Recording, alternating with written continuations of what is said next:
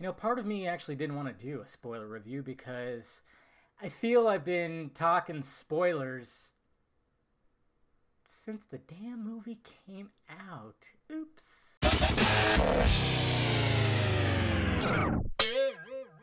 What's happening, film friends? David the Film Junkie here. All right, time finally giving my spoiler review. It feels like it's been so long since I first saw Justice League. Obviously, it's almost been 2 weeks.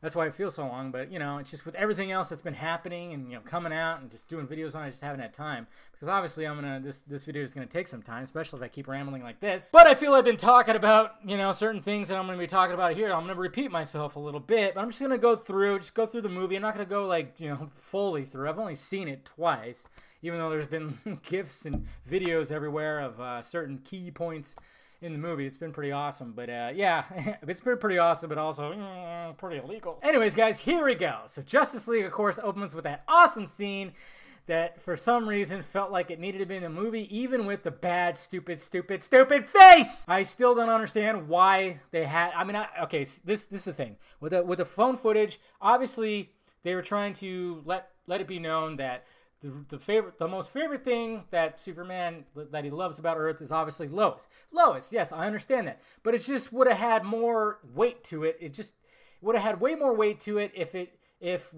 when she showed up, when he came back, if it was a little more, and then when we were back at the farm, a little more, you know, it was just, that's all it was. It's too fucking quick. So remove the scene because his face looks retarded. I'm sorry. Stop it. Yeah, I know, I shouldn't say it like that. Anyways, then it goes into like a great opening credits scene, which was definitely fully Snyder because a lot of slow motion stuff that, you know, has to do with real life and everything. And then you're seeing funeral and stuff, and you have everybody knows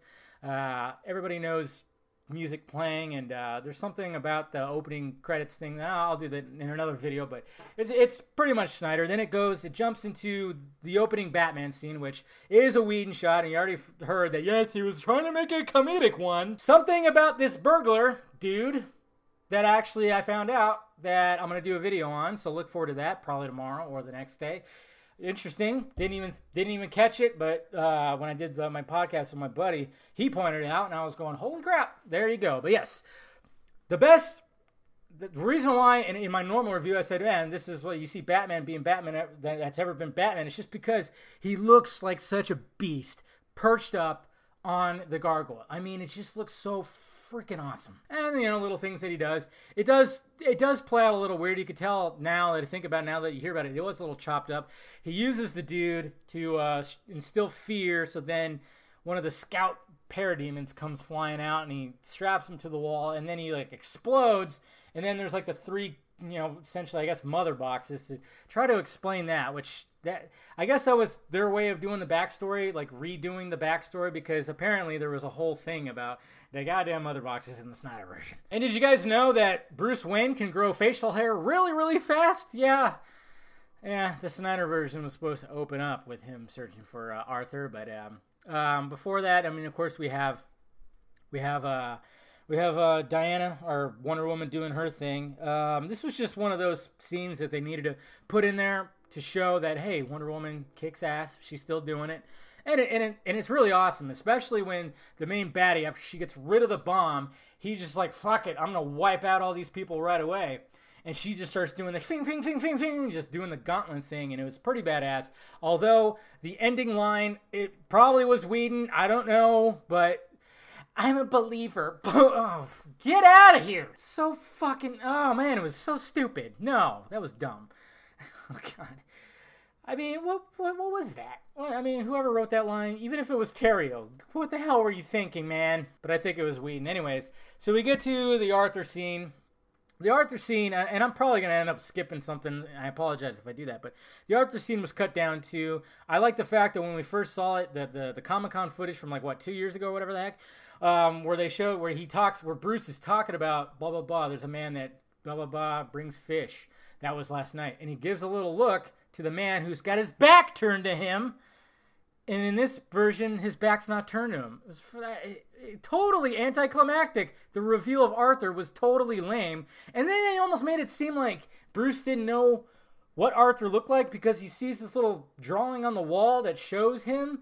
And I'm going, well, they better not be trying to do that because he already knows what he looks like through that footage that he found on Luthor's file. It was a little weird, but maybe he was just looking at the mother boxes, and that's what it was. That's what struck his attention. It's just, I don't know, the way it played out in that sizzle reel / trailer, so much better. So much better. Cyborg, the introduction of Cyborg was pretty cool. The way that he's trying to deal with what he is now and explaining that to his father, that was cool. I really dug this scene right here.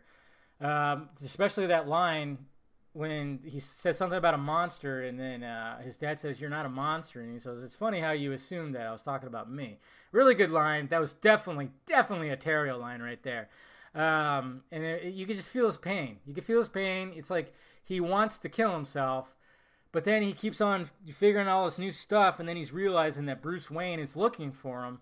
So then, of course, you know, he arranges a meet with Diana. Diana meets him. Like I said, I'm not going to go in particular order. I'm just going to go with this. But they meet up. I mean, first he was kind of spying on him when Diana gave the history lesson to Bruce, which the history lesson was pretty awesome, but apparently it was cut low. It was cut short too. You got more of a backstory from Steppenwolf because you basically just saw like Steppenwolf just wants to annihilate everything. She briefly talks about the mother boxes and how it all works and everything, and then you see lanterns, you see everybody. I mean, especially the lantern thing, that was really awesome, and everybody really dug the shit out of that. You don't even know exactly who it is, but it's some kind of alien, and then he just totally gets crushed by Steppenwolf, and the ring just goes right in front of Steppenwolf and just flies off. And of course, you know, where's it going? Who knows? One of the best scenes in Justice League was the Themyscira scene.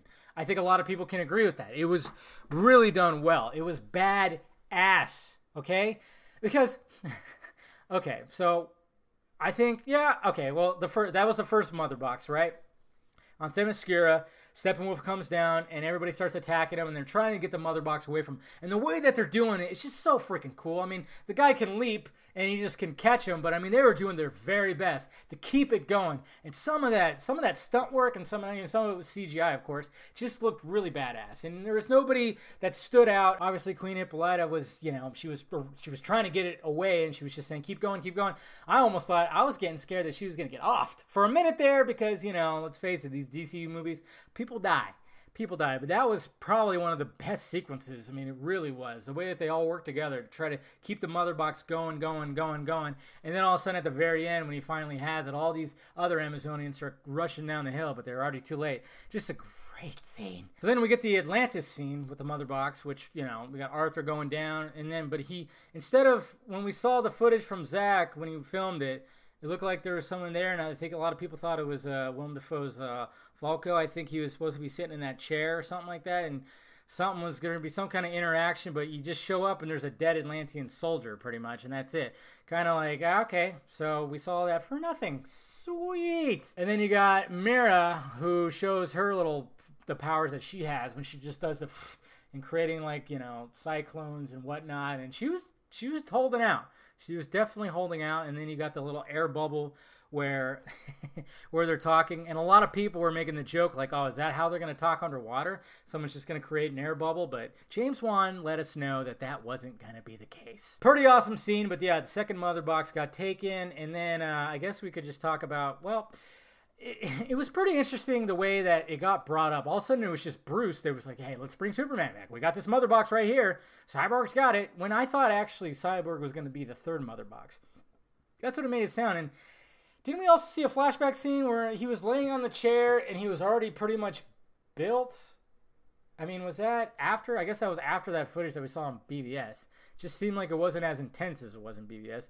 But I thought he was going to be essentially the third mother box, making him like crucial to like the whole story. I thought that was going to be something that they were going to do. Who knows if that's what Snyder was intending. But that scene where they're talking about bringing him back, this was a good scene. You know, when they're all together on the Flying Fox, or in the cave, I guess.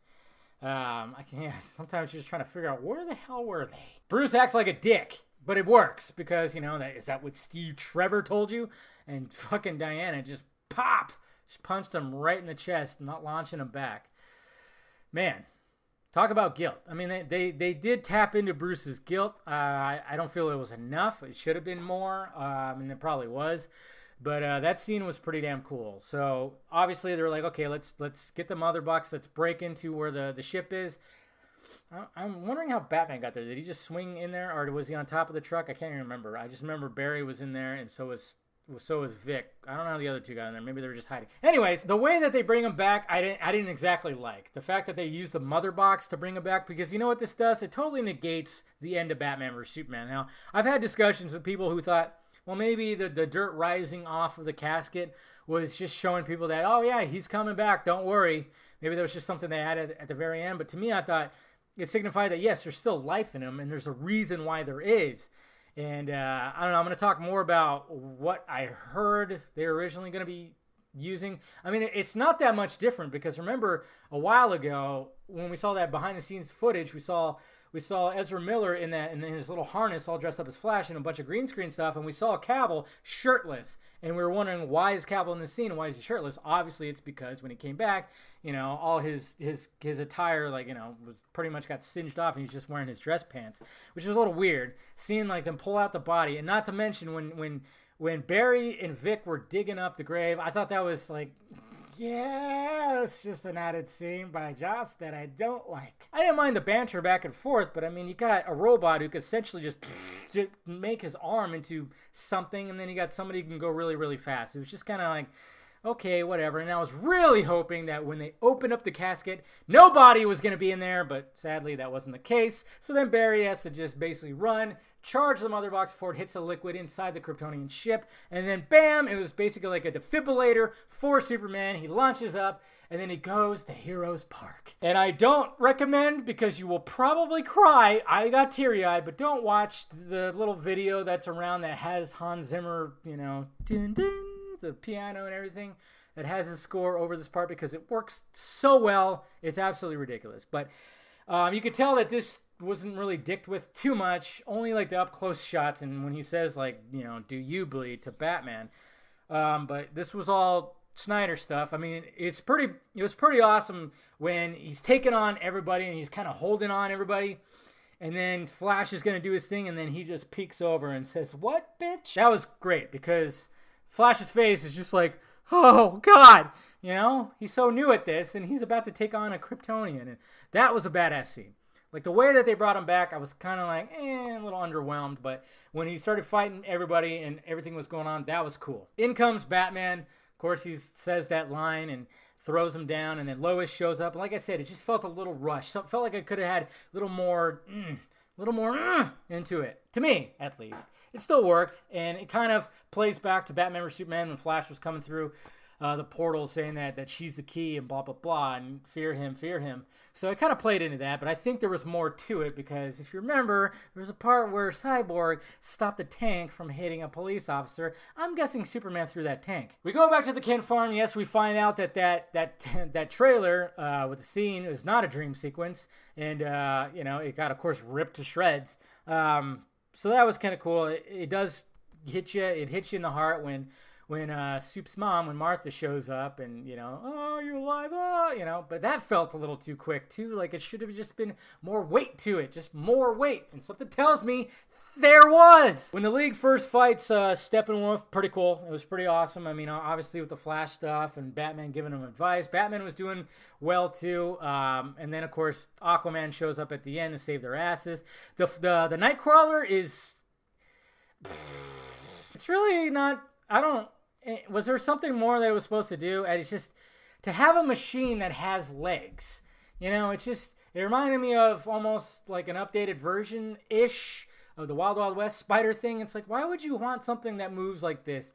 Very rickety and slow. Why would you want that? What specific thing is there for it? I mean, I don't know. Maybe it was explained better in the longer version. Who knows? I just felt like, yeah, it was kind of weird. They all just kind of latched onto it. Cyborg did his thing, and then they got out. And then there was more Jim Gordon. By the way, I love J.K. Simmons as Jim Gordon. Can't wait to see more. First time around, I didn't realize when Bruce and Diana were talking, which was a very nice scene. And goddamn it, does she look beautiful when she has her little, whatchamacallit right here, her cape or whatever, like right there, like on her. She just looks so beautiful. And apparently people were saying like, oh, this was like showing some romantic interest when she helped him like pop his shoulder and stuff. I'm like, no, it really didn't. I really didn't get a sense of that. I mean, maybe just a tiny bit. But I didn't really think like, oh my god, man, they're gonna knock some boots. Gonna cling their gauntlets together. I didn't really get a sense of that. I don't know. To me, it wasn't really that much. But it was still a nice scene. It was added too, apparently. But what I didn't really think about was when they finally showed up to wherever, Russia, whatever the place it was. By the way, the Russian family was added by Joss, and I don't know, I'm sure of it because Zach is pretty good at showing the whole world, showing that there are stakes here, that people are freaking out. They're showing government, they're showing people. They didn't show jack shit. That's why this felt so contained, and it just felt like they were doing it for really nothing. You didn't see anybody else. You really didn't at all. It just felt so contained. And that's what I felt was that really hurt the final battle, because you're seeing this family, and I'm like, okay, I'm supposed to care about this family, this little girl that has bug spray. Way to go, Joss, with your bug spray joke, I must say. And way to go, too, with the recycled joke where Flash falls on the boobs. That was also in Age of Ultron when Banner fell on Natasha. Yeah, good job. What is wrong with you? Yes, it was funnier the way you did it with Flash, but why recycle it? I mean, if you're going to go that far, if you wanted to make it where it didn't seem recycled, just have him fall on Batman in a 69 way. That's right. Face all up in that cod piece. I probably already said that in a video. I'm just repeating myself now. The final battle, I didn't really realize, but Bruce was like, Batman was just going, I'm going to die. I mean, that's it. You know, that's what his idea was. That's why he went in there, balls to the wall, with the flying fox or whatever the heck, and then all of a sudden the Batmobile came out. That was badass and everything. And then everybody joined. That wasn't part of the plan, he says. And they knew that he was out to just basically kill himself. But that was all cool. And then, of course, Superman shows up. He got a fresh new costume. Who knows where? I guess from the Kryptonian ship. I don't know, but there's no big hole right here. Maybe his mom sewed it up, you know? She's got some Kryptonian fabric somewhere. It's a pretty good scene with everybody working together. I mean, the scenes where they're all battling together was great, and their camaraderie and everything was good. It was all good. They're getting their asses handed to them, and then, of course, Superman shows up, and then there's civilians that they gotta, like, help, and Superman big-time one-ups Flash by lifting up an entire building. Yeah, a little bit of a cheesy moment, but it was fun. But oh, did I just say the F word? My bad. Final battle sequence was pretty cool. I mean, it had its moments, you know, some really good moments from Superman. We got the ice breath, which I thought was a little rushed. It's like, I want to... See, this is a problem, you know? Because when he realized that he had the heat vision, you know, and stuff, he was still figuring out. As a kid, he kind of had it, but when he was fighting in Smallville, and that scene still gives me goosebumps to this day, when his head's being held down, and he just goes... I mean, God, that is one of the best scenes right there. It gives me goosebumps just talking about it. That part always gives me just... It's just so awesome. It's just a great way to first show him do that. But in this one, it was just flat out... You know, it's like, how did you figure that out, bud? When you were dead and it was all itchy? So everything's cool. They defeated the bad guy, even though we didn't see anything around the world. It was kind of lame with that. It just didn't feel like anything. And then we go back to the Kent farm. That was kind of cool. That was a cool little back and forth of Bruce and Clark. I want to see more of that when they're both just their alter egos. Even though Clark was not wearing his glasses, and there was a bunch of movers there that are probably thinking, that's Superman. Bruce said he bought the bank. It was all good. It was just, that was a good little joke right there. Yeah, that wasn't a Whedon joke. And then it kind of just has a Lois doing her thing, like talking over stuff, even though I thought she was overused in Batman vs. Superman at times. I thought she was way underused in this one. I don't know. Well, in the Ultimate Cut, I was okay with her, but yeah, I don't know. I just felt like she was a little underused in this one. And then, you know, so she's saying her little thing. You're seeing everybody do their thing. And you see Clark with his glasses looking up, and then he finally does that too. But then they didn't explain, how does he come back to life? Another thing they just skipped over, and I'm going, whatever, it's fine. I guess. Anyways, there you have it, guys. I mean, overall, like I said, when I watched it the second time, I went in just thinking that it was an animated movie wrapped in flesh. Anyways, guys, that's pretty much it. I'm going to wrap this up because I've been rambling on forever. I knew this was going to be a long video, but yeah, it's basically, you know, it's what it is. We'll see what happens, you know, with the Snyder stuff and everything. I don't know exactly what's going on with that, but yeah, we'll see what happens. And hopefully, yeah, maybe I'll be doing another review in the next couple months. I don't know. It's kind of iffy out there. Anyways, let me know your thoughts about it down below. Hit that like, thumbs up button if you'd be so kind. Subscribe to this channel. Subscribe to the other channel too. Follow me on the social media stuff that is above my head. And of course, I got shirts. You get yourself a Film Junkie shirt. They're right there, right down there. All right, guys. Talk to you later.